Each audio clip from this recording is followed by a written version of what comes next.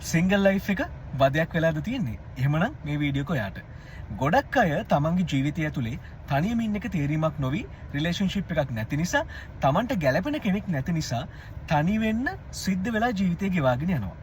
එහෙම අයට පොඩි ප්‍රශ්නයක් ඇති වෙනවා. පස්සේ කාලෙක මට කවුරුත් නැහැ. මම තනි වෙලා මගේ ජීවිතේ ඉවරයි වගේ තැනකට එයා එනවා. මම කියන්නේ ඔයාගේ ජීවිතේ එහෙම වෙන්නේ නැහැ. ඔයාට එහෙම හිතනවා නම් අනිවාර්යයෙන් මේ මෙතඩ්ස් තුනට යන්න. පළවෙනි එක තමයි ඔයාගේ තනිකම රීෆ්‍රේම් කරගන්න.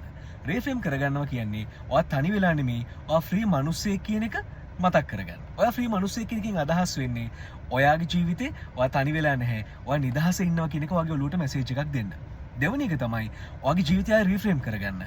රීෆ්‍රේම් කරගන්නවා කියලා කියන්නේ තව කෙනෙක් මත සතුට හොයනවට වඩා තමන්ගේ සතුට තනියම හොයාගන්න මහන්සි වෙන්න. තුන්වෙනි විදිහ තමයි ඔයා අනිවාර්යයෙන්ම කරන්න ඕනේ දේ තමයි සමනලු පස්සේ එලවන්න කලින් ඔයාගේ මල්වත්ත හරියට හදාගන්න. ඒ කියන්නේ ආදරයක් හොයන්න කලින් ඔයා හරියට ඔයාගේ ලයිෆ් එක හදාගෙන ඔයා ආදරේ ලබන්න සුදුසු මිනිසෙක් වෙන්න. ඔයා ඔයාට ආදරේ කරන්න පුරුදු වෙන්න. මේ දේවල් තුන try කරන්න.